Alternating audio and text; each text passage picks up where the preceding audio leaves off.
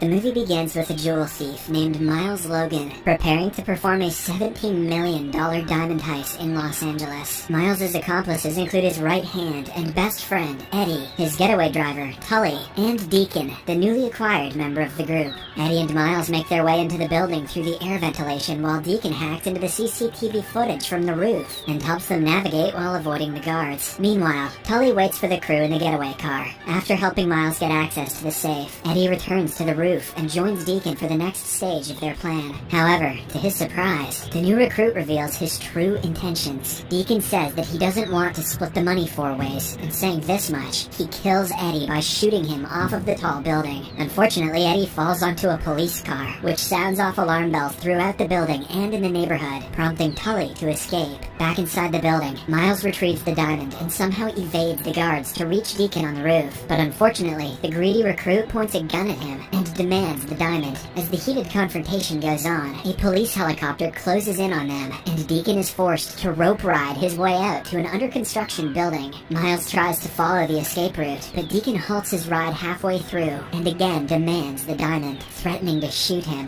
However, Miles swiftly cuts the rope from the middle and swing crashes his way into the building. As the police arrive, he hides the diamond in the ducts of the under-construction building, while Deacon flees. Shortly after, Miles is arrested and taken downstairs. As he is being escorted into the police car, he notices the dead body of his beloved friend Eddie, much to his shock. Despite this, he makes it his mission to retrieve the diamond at any cost. Surely the police won't think to check the building he was just in for the diamond that he just stole. 2 years pass by, and Miles is released from prison. As expected, he is very excited to get his freedom back and starts shouting in the streets. Then he takes a cab straight to his girlfriend Janice's house, hoping that they can spend some romantic time together. But to his dismay, Janice breaks up with him for lying about being a criminal. Why'd she think he was in jail? Distraught, Miles promises to change and pleads with her to take him back, but she refuses to listen and shuts him out. Now, with nothing else to do, he goes to retrieve the diamond. Sadly, Miles is once again left in disbelief when he finds out that the under-construction building where he had hidden the diamond is now an LAPD police station. Despite this, he is still adamant on retrieving the valuable gemstone. To put his plan into motion, Miles enters the building and learns that the diamond is hidden in the ducts of what is now the Robbery/Homicide Detective Bureau, which requires a keycard to access. Later, he researches the security measures and returns as a pizza delivery man in disguise. He asks to be let into the homicide department, but as expected, the cops deny it. Buddy, this ain't that kind of movie. Left with no choice, Miles pretends to start a conversation with homicide detective Carlson and sneakily steals his access card. Later, Miles takes the card to his shady Uncle Lou and requests him to forge a new one for him. At first, Uncle Lou is hesitant, claiming that the job is a risky one, but when Miles offers him a lot of cash, he agrees. The cash is so significant that Lou not only forges a fake card, but also a badge and some documents, which establish that Miles is a newly transferred police detective named Malone. Using this cover, he goes to the police station to retrieve the diamond. After accessing the homicide department using his fake card, Miles heads straight to the female washroom to access the ducts. However, while he is at it, a prisoner in the building subdues a policeman and tries to escape from the same duct. Miles tries to hide himself, but inadvertently ends up knocking the prisoner down. The commotion attracts people's attention, and in no time, the entire department arrives in the washroom. Left with no choice, Miles is forced to introduce himself as Detective Malone and explain that he stopped the criminal from escaping, impressing everyone with his bravery and quick thinking.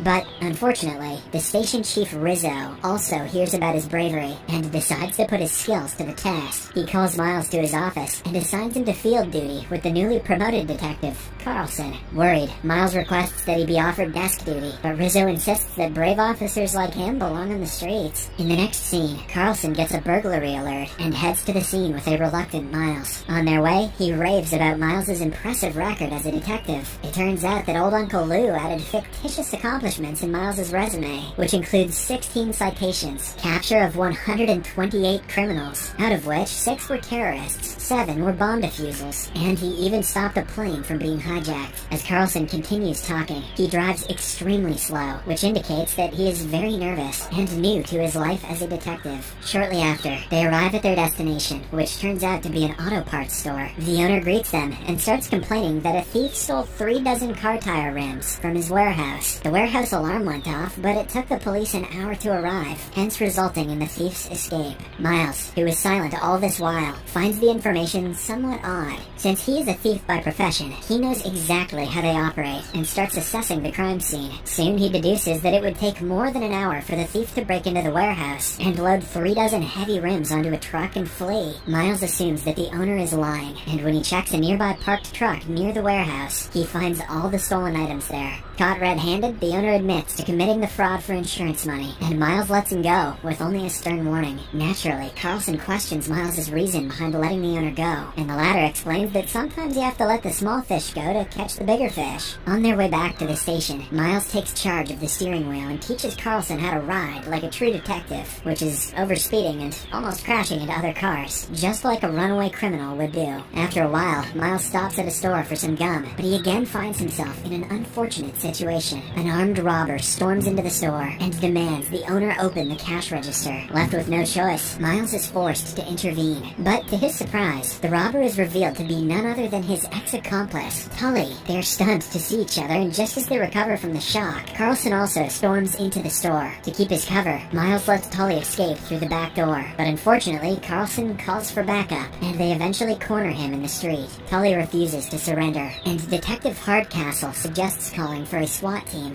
However, to keep his secret from getting out, and to stop his friend from being killed, Miles disarms himself and walks up to Tully to convince him to surrender. When the latter refuses, Miles offers to give him $20,000 and release him after a day in prison. Tully obviously agrees to that, and Miles pretends to arrest him in a stylish manner. Later, Carlson tells everyone at the department about how Miles heroically subdued a dangerous criminal with his bare hands. As days pass by, Miles' knowledge on criminal activity and the ability to foil crimes makes him quite popular among his peers. One day, Lieutenant Rizzo again calls him to his office and reveals that the burglary division has been wanting a new head, and that he thinks that Miles would be the right person for the job. Not wanting to blow his cover, Miles reluctantly accepts the position. The same day, he makes another attempt to locate the diamond, but when he reaches the exact spot, he finds it missing. Later, he learns from Detective Hardcastle that one of the hot water pipes burst some time ago and flooded all the vents, because of which the department had to flush out the whole system. On the other hand, the treacherous Deacon learns of Miles' release and shows up at Uncle Lou's place. The old man denies having any knowledge of Miles' whereabouts, but a furious Deacon shoves him against a table and goes through his documents. There, he eventually finds out about Miles' new identity. Back at the police station, when Tully has to spend more than a day in jail, he threatens to out Miles, but ends up getting beaten up badly. In the next scene, Miles continues his pursuit for the diamond. With the help of a remote-control car, he eventually locates it in the air duct right above Rizzo's office. Later, Carlson catches Miles snooping through the ducts and inquires about what's going on. He also reveals that he looked up his name and badge number in the police records, but couldn't find anyone named Malone. Worried about being exposed, Miles lies to Carlson that he is from Internal Affairs and that he is here on an undercover mission. Surprisingly, Carlson buys his lies and promises to keep it a secret. With little to no chance of recovering the diamond through Rizzo's office, Miles looks for a way through an adjacent room, which is the highly secured evidence room. However, before he could try to find a way in, Miles is sent out on another call. Apparently, a museum exhibit has been stolen from a cargo hold, but at the scene, they learn that the thieves have left the museum exhibits intact. The FBI is also at the scene, and Miles butts heads with FBI agent Gray over who has the jurisdiction over the crime. After a while, the LAPD is ordered to vacate the crime scene, and Miles has to oblige, but not before giving the arrogant FBI agents an earful.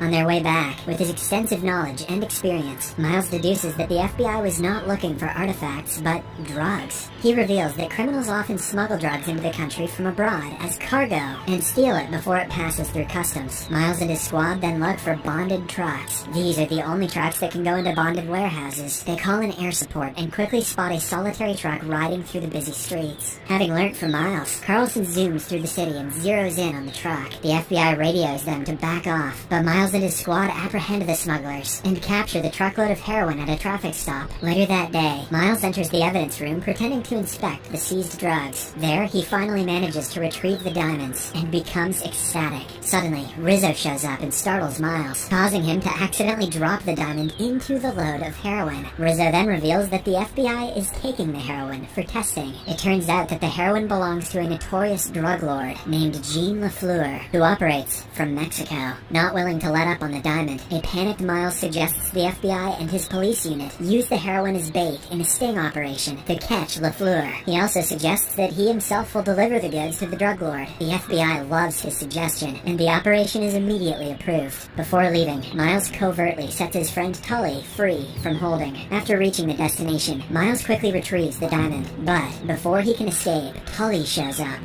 followed by Deacon. The latter seizes the diamond from Miles at gunpoint, but soon, LaFleur also shows up. Left with no choice, the police and FBI raid the deal. Chaos ensues, and taking advantage of the opportunity, Deacon escapes with the diamond in an armored truck. Miles runs after the truck and manages to hop on its back. Soon, the police and the FBI also start to follow as Deacon approaches the Mexican border. Detective Woodcastle tries to get Deacon to stop the vehicle, but ends up crashing nearby. With nothing else working, Miles tries to swing his way to the front of the truck, but Deacon crosses over into the Mexican border. On his way, he drives through the barricade put in place by both the Mexican and American officials. Due to the prolonged jerk, Miles falls off the truck and watches as Deacon's van disappears from his view. The police and the FBI are forced to halt their pursuit at the border, as they have no jurisdiction over Mexico. However, Miles, refusing to give up, steals a patrol car and chases Deacon. He eventually catches up to Deacon and causes his truck to crash. A few seconds later, they both emerge from their vehicles and hold each other at gunpoint. Seeing the Mexican police making their way to them, Miles offers him a deal. Deacon has to hand over the diamond, and in exchange, Miles will take him back to the U.S. and give him a cut after selling the diamond. However, when Deacon obliges, Miles immediately double-crosses him by handcuffing him to the wrecked truck for the Federales and begins to walk back to the U.S. border. Deacon draws a gun to fire at him, but Miles turns and shoots him dead, avenging the death of Eddie. Following this, he crosses over to the U.S., where both the FBI and the police demand explanations. This time, Miles tells them he's an undercover Mexican officer and has to report back to his fellow Federales. A few inches over the border, Carlson and Hardcastle stop him, revealing that they know who he really is. However, they do not arrest him, as they are grateful for all of his help and see him as a friend. They also assure him that the FBI can't reach him, as he is a few inches over the border. After they share a bittersweet goodbye, Miles heads off to Mexico.